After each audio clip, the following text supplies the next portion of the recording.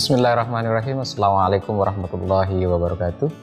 Ketemu lagi dengan saya Abiddi Aziz Faiz. Di video kali ini saya akan membicarakan mengenai teori agama sebagai konstruksi sosial Peter L. Beger. Ini teori yang sangat menarik perlu dibicarakan. Beberapa ilmuwan sosiolog melihat bahwa Peter L. Beger ini melihat agama dari fenomena sosial sebagai hal yang sangat komprehensif.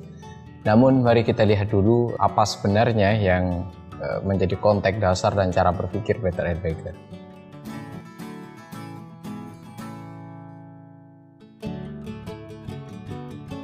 Mari kita lihat, Peter L. Beger itu merupakan seorang yang dianggap selama ini ahli di dalam bidang sosiologi dan juga teologi. Ia lahir pada tanggal 17 Maret 1929. Dia lahir di Austria, di Vienna, lalu besar di kota Wina. Namun pasca Perang Dunia II dia pindah ke Amerika Serikat. Memang selama ini dia banyak bekerja di beberapa lembaga di Amerika Serikat, di beberapa kampus, tidak terlepas dari sosiologi dan teologi. Ini nanti dua hal ini yang menjadi pikiran atau landasan dasar sosiologi agamanya Peter L. Beger. Pekerjaan dia di berbagai lembaga itu misalnya dimulai dari bekerja menjadi profesor muda di Universitas North Carolina. Kemudian pada tahun 1958 dia menjadi profesor madya di Harvard. Lalu pada tahun berikutnya dia memiliki jabatan yang juga menjadi seorang profesor sosiologi di New School for Social Research, itu di Boston College. Lalu kemudian dia juga menjabat sebagai seorang profesor dan ahli teologi itu di Universitas Boston. Jadi sebenarnya Peter L. Beger ini punya dua dasar berpikir, yaitu teologi dan sosiologi. Sebelum membicarakan tentang bagaimana konstruksi sosial itu dibangun oleh Peter L. Beger, mari kita pahami dulu asumsi dan pikiran dasar Peter L. Beger. Peter L. Beger melihat manusia itu sebagai manusia yang lahir dalam keadaan yang belum selesai. Ya, ini penting asumsi dasar ini. Bagi Peter L. Beger, manusia itu tidak punya mekanisme bertahan hidup ketika dia lahir. Berbeda dengan makhluk-makhluk lain yang sifatnya nature, yang sifatnya alami seperti hewan-hewan. Hewan-hewan misalnya dia lahir di dalam keadaan dengan mekanisme yang lengkap, mekanisme kebertahanan hidup, proses alami atau natural juga hadir dengan kelengkapan yang dia miliki. Sedangkan manusia ini lahir dengan keadaan yang tidak selesai.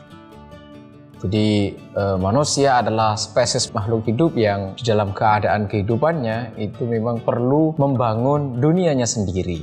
Karena itu kemudian asumsi selanjutnya dia kemudian melihat dari ketidakselesaian manusia ketika dia lahir, maka mau tidak mau manusia untuk menata hidupnya, untuk kemudian memiliki mekanisme hidup, dia harus selalu mengonstruksi dunia sosialnya.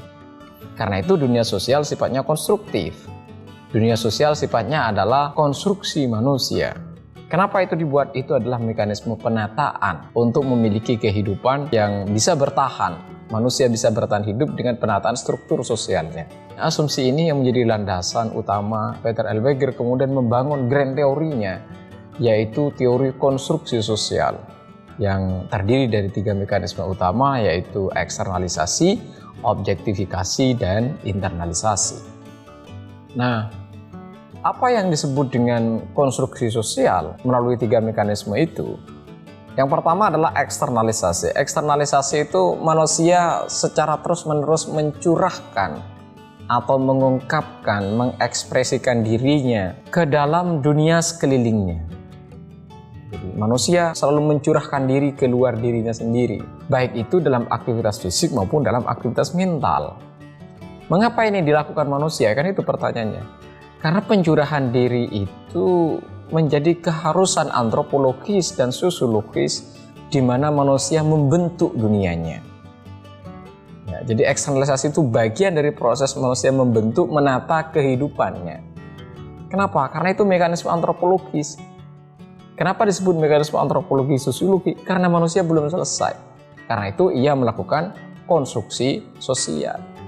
Dia harus menciptakan dunianya sendiri. Yang kedua adalah proses objektifikasi. Proses objektifikasi ini adalah proses keberadaan dari segala sesuatu yang manusia ciptakan, baik fisik maupun mentalnya.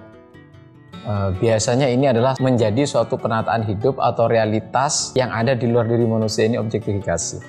Jadi dari proses eksternalisasi tadi, lalu kemudian menjadi proses objektifikasi. Objektifikasi itu adalah suatu keadaan yang sudah dikonstruksi, suatu keadaan yang sudah dibuat, suatu penataan hidup yang sudah jadi. Itu yang disebut dengan objektifikasi.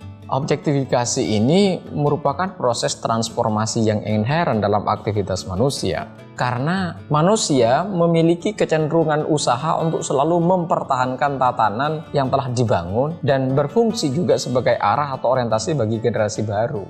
Lalu kemudian ada yang disebut dengan internalisasi. Internalisasi ini adalah aktivitas individu, subjek ya, manusia sebagai individu dalam mempelajari dan menyerap produk-produk ciptaan dia sendiri. Jadi proses objektifikasi diserap kembali melalui internalisasi. Ini bedanya dengan sosialisasi. Kalau sosialisasi itu hanya dia mengetahui program atau aktivitas masyarakat, tapi kalau internalisasi ada proses penyerapan kembali ke dalam dirinya sendiri. Tujuannya adalah agar tidak terjadi perbedaan jauh antara tatanan hidup yang sudah mengobjektifikasi dengan kesadaran subjektivitasnya dia. Ya. Dengan penyerapan yang demikian, ada keseimbangan antara dunia sosial dengan kesadaran subjektif manusia, sehingga tatanan sosial yang dikonstruksi tadi itu mampu bertahan, stabil, dan bisa memberikan orientasi bersama di dalam rangka melahirkan integrasi sosial. Nomos atau dunia sosial yang diciptakan oleh manusia untuk kebermaknaan dirinya, itu disebut nomos, itu berada dalam kerentanan. Mengapa tatanan sosial yang bermakna bagi manusia sebagai mekanisme hidup ini ada dalam kerentanan? Jawabannya ada dua kira-kira. Yang pertama, karena manusia yang menciptakan nomos itu adalah manusia yang belum selesai. Kenapa? Karena manusia tanpa tatanan yang bermakna atau nomos itu, dia berada dalam situasi kecemasan, berada dalam situasi kacau, berada dalam situasi kios, berada dalam situasi anomi. Karena itu manusia selalu mengonstruksi dunia sosialnya. Ditambah selain itu manusia adalah manusia yang belum selesai, manusia yang memiliki kepentingan-kepentingan, dan juga ada dalam tanda petik kebodohan-kebodohan manusiawi yang ada di dalamnya. Dan itulah mengapa kemudian nomos berada dalam kerentanan. Yang kedua, nomos berada dalam kerentanan karena nomos ini sifatnya konstruktif. Karena sifatnya konstruktif, dia sifatnya eksistensinya adalah dunia yang kemudian tidak stabil. Berbeda dengan misalnya tatanan yang sifatnya alami. Tatanan yang sifatnya alami atau nature cenderung memiliki kebertahanan hidup yang panjang. Tetapi dunia sosial yang dikonstruktif itu berada dalam ketidakstabilan. Kenapa? Karena dia memiliki sifat yang inherent, yang tidak terpisah dari dunia sosial yang konstruktif itu, yaitu dunia sosial yang selalu mengalami perubahan. Dalam konteks ini kemudian agama memainkan perannya, yaitu agama sebagai struktur legitimasi. Karena itu dalam pikiran Peter L. Baker, agama yang memungkinkan hadirnya eksistensi sosial itu terus bertahan, dan bagaimana kemudian eksistensi kebertahanan itu berjalan sangat panjang dan lama, sehingga nanti dunia sosial itu dapat dilahirkan atau ditransformasikan pada generasi ke generasi berikutnya. Sekarang mari kita lihat secara lebih rinci bagaimana agama dan fungsi legitimasi nomos. Manusia butuh legitimasi agama sebagai apa yang disebut oleh Peter L. Baker itu universum symbolicum. Di sini agama sebagai simbol semesta masyarakat yang merefleksikan makna, merefleksikan makna sebagai pegangan bersama. Jadi agama kemudian sebagai referensi makna yang itu kemudian menjadi pegangan manusia itu agar kehidupan atau tatanan sosialnya tidak hancur. Makanya kemudian agama hadir sebagai legitimasi. Yang kedua, agama tidak hanya sebagai ikatan kultural, tetapi lebih dari itu sebagai kerangka kognitif individu dalam masyarakat itu sendiri, sebagai basis dari rasionalisasi dunia sosial objektif. Yang ketiga, agama menjadi legitimasi nomos atau menjadi legitimasi tatanan sosial yang diciptakan oleh manusia itu begitu efektif karena agama kemudian menghubungkan nomos atau menghubungkan tatanan sosial yang bermakna kepada realitas paripurna atau realitas yang ada di luar makna-makna manusiawi. Gini contohnya sederhana. Jadi ketika manusia misalnya melihat gereja jadi gereja itu tidak hanya sebagai sistem sosial. Gereja itu dilihat tidak hanya sebagai gedung-gedung atau sesuatu yang menjadi pusat aktivitas manusia, tapi gereja di situ dimaknai sebagai kebertubuhan Yesus Kristus. Artinya ada mekanisme sosial bernama gereja dihubungkan pada sesuatu di luar mekanisme tatanan sosial itu, yaitu kebertubuhan Yesus Kristus. Disitulah legitimasi kemudian tatanan gereja bertahan sedemikian rupa. Pun begitu misalnya ketika melihat sistem masjid ini tidak hanya masjid sebagai gedung tapi sebagai sistem tatanan sosial misalnya, maka sistem ini menjadi bertahan, punya legitimasi yang kuat karena dikaitkan dengan bahwa masjid itu sebagai baitullah, rumah Allah misalnya. Nah, itu dikaitkan pada sesuatu realitas di luar dirinya. Itulah mengapa agama menjadi efektif dalam rangka melegitimasi tatanan sosial yang diciptakan oleh manusia itu sendiri. Nah, sekarang dari proses tadi itu, agama kemudian menjadi kosmos yang sakral, kosmos yang keramat, atau disebut oleh Peter L. Beger dengan the secret canopy. Bagaimana ini logikanya dibangun oleh Peter L. Beger? Agama adalah usaha manusia membentuk suatu kosmos keramat. Keramat itu adalah kualitas kekuasaan misterius. Sesuatu yang keramat ini menciptakan dan mengatur kosmos yang tidak lagi dibayangkan dalam kerangka sosial. Sesuatu yang keramat itu mekanisme yang mampu mempertahankan tatanan sosial yang diciptakan manusia, dan itu tadi sekali lagi dihubungkan pada sesuatu yang misterium, sesuatu yang menakjubkan di luar tatanan manusiawi. Yang kedua adalah kosmos keramat ini adalah bagian dari realitas yang transinden. Apa yang dimaksud dengan realitas transinden adalah suatu di luar lingkungan kemengadaan manusia, jadi di luar eksistensi manusia. Di sisi yang lain, kosmos yang keramat ini sebagai bagian dari yang transinden, dia juga bagian dari yang imanin. Proses yang imanin itu adalah proses yang melingkupi kehidupan manusia dan menjadi tatanan bermakna bagi manusia dalam mengonstruksi dunia sosialnya. Jadi agama dalam konteks ini tidak hanya menjadi kosmos keramat yang transinden, tapi juga imanin. Nah, apa tujuan dari kosmos keramat ini dalam konteks konstruksi sosial? Tujuan yang kosmos keramat ini dalam konteks konstruksi sosial adalah sebagai mekanisme pemeliharaan struktur yang dibangun secara sosial.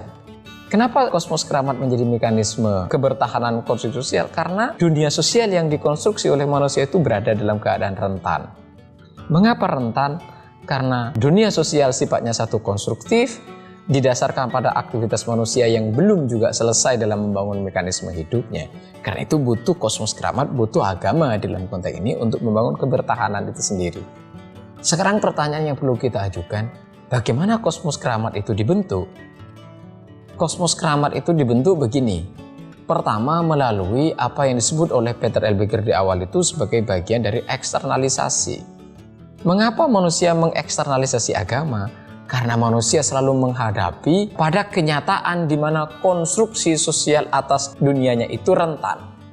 Dunia sosial yang diciptakan manusia rentan, kemudian untuk mempertahankan dunia sosial yang dibentuk itu dari kerentanan, dari sebagainya, maka dia mengeksternalisasi agama. Yang kedua, terjadi apa yang disebut dengan objektifikasi agama. Objektifikasi agama terjadi karena agama yang suci atau wahyu dalam konteks ini ketika berada dalam dunia sosial menjadi sekumpulan makna, menjadi worldview, menjadi cara pandang, menjadi cara berpikir, menjadi cara pandang akan dunianya ketika individu itu berinteraksi dalam dunia sosialnya yang sekuler. Ini yang kemudian mempertahankan nomos dan memungkinkan untuk mentransformasikan pada generasi berikutnya. Yang ketiga adalah dunia sosial itu juga dibangun dari proses internalisasi, di mana individu menerima dan menghayati nilai-nilai agama, yang kemudian nilai-nilai agama itu ditransformasikan kembali pada dunia sosialnya. manusia kemudian menginternalisasi, menghayati, menerima kembali bahwa agama sebagai bagian dari kesadarannya, dan nilai-nilai itu kemudian ditransformasikan dalam bentuk dunia sosialnya kembali. Inilah mengapa Peter R. Becker bilang bahwa agama menjadi sebab terdekat dari tindakan sosial manusia. Karena itu kemudian kalau kita melihat agama dalam proses konstruksi sosial itu, pertama, agama tidak dapat dipisahkan dari proses pembentukan berbagai realitas atau pembentukan dunia yang manusia ciptakan melalui 3 proses, yaitu proses eksternalisasi, proses objektifikasi, dan proses internalisasi. Berger kemudian mengambil kesimpulan bahwa peran agama tidak semata-mata sebagai pemeliharaan dunia, ya, sebagai mekanisme kosmos, mekanisme legitimasi, atau yang disebut dengan world maintenance, tetapi di sini agama juga sekaligus sebagai pembangun dunia, sebagai konstruksi dunia. Jadi agama memainkan 2 itu. Yang ketiga adalah peran utama agama dalam pembentukan dan pemeliharaan dunia sosial itu terletak pada bagaimana kekuatan agama melegitimasi nomos sebagai mekanisme kebertahanan dari dunia sosial yang diciptakan itu, sehingga melanggengkan tatanan sosial tersebut pada generasi dan antar generasi berikutnya. Jadi ada semacam nomos yang diciptakan sebagai mekanisme bertahan dari manusia yang belum selesai itu ditransformasikan ke generasi-generasi berikutnya. Agar ini bertahan, di situ butuh apa yang disebut dengan legitimasi agama. Jadi dalam konteks ini agama sebagai konstruksi sosial dan agama sebagai mekanisme kebertahanan dunia sosial. Kira-kira itu yang dimaksud oleh Peter R. Becker. Saya kira itu teman-teman sekalian, terima kasih. Jika ada yang memang belum dipahami secara teoritis maupun makna-makna istilah, Anda bisa memberikan pertanyaan, penyangkalan, maupun memberikan penjelasan lebih jauh di kolom komen YouTube. Nanti akan saya komentari juga, akan saya balas, dan semoga menjadi diskusi yang menarik. Saya kira itu teman-teman sekalian, jangan lupa bahagia. Terima kasih. Assalamualaikum warahmatullahi wabarakatuh.